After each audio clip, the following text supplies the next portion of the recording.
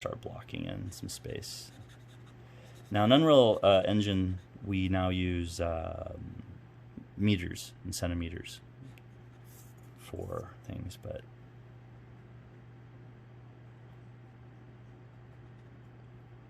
there we go. So I'm just kind of filling in the space. Again, this is a top-down view, which is a typical, I say most of your maps will have a top-down view more than a side view.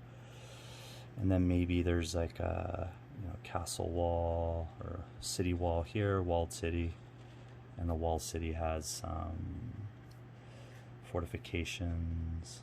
And if you ever draw over something that you meant to put in there later, it's okay. You can always go back and draw, paint in the door, do whatever digitally. And then within this graph paper, we're going to bring this in. Now, the height map works the opposite of what I'm doing on the paper, which is it's going to bring up lighter objects are going to be raised on the landscape and dark objects are going to be pushed back. So we're just going to invert these drawings. Put those in. Okay, so that's a little overview of getting started for mapping, having objectives, come up with some kind of legend or key, come up with some kind of scale. The early gestural maps where you come up with the loose, you're generating ideas for what type of game you want to make. These don't need to be anything specific.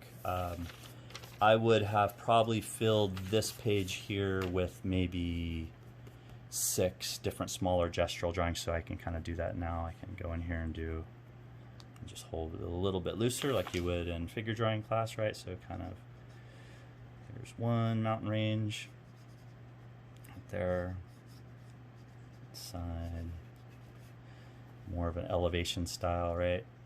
And maybe underneath it, could do a different one, maybe something that's more playing with shapes is really important, right? So maybe more of a mesa style.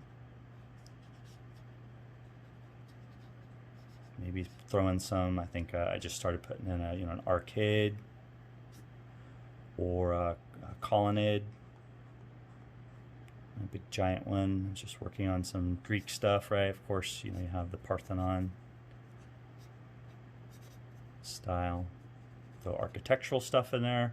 Macro architectural stuff would lead to the large stuff, which is smaller than the macro, which would be like maybe some roads or some little walls or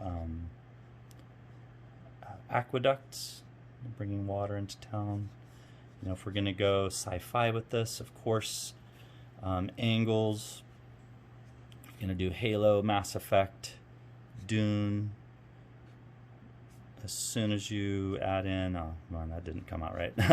As soon as you add in more curves to a set of architecture, that immediately makes it more sci-fi, because doing curves, I've just been learning to build house the last couple years, and I'll tell you what, if it's not a 90-degree turn, it is a lot more difficult to build than if you have a bunch of curves and rounded forms.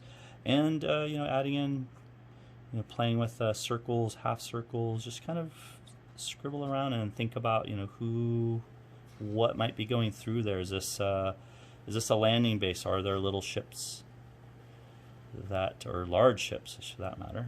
You could think of Babylon or Fifth Element. If they're gonna have, is it gonna be something where you're in a giant, Blade Runner?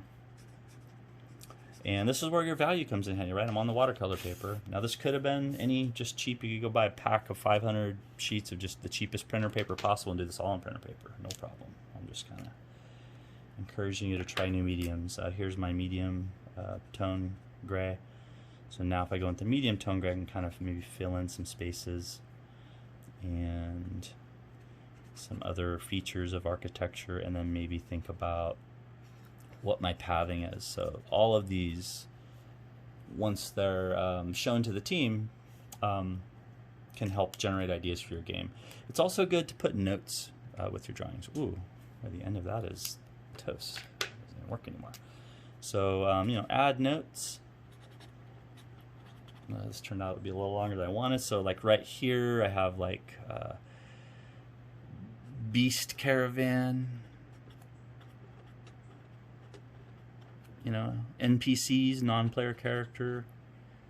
Are they, are they friendly? Are they hostile? Or are they, possibly neutral? Depends on what you're doing, what you want to play with. You should experiment. You have the, Dead God, Skull Entrance.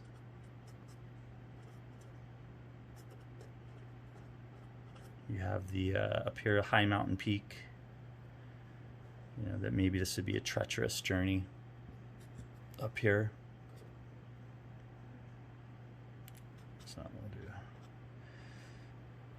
Well, actually, I would probably write those notes off to the side or on a separate piece of paper and not kind of get that too convoluted. Okay, so that's it for this lesson. I'm going to upload this video for the class, and I'm going to take a couple of these into Photoshop, make a grayscale map, and we're going to load these into Unreal Engine. All right.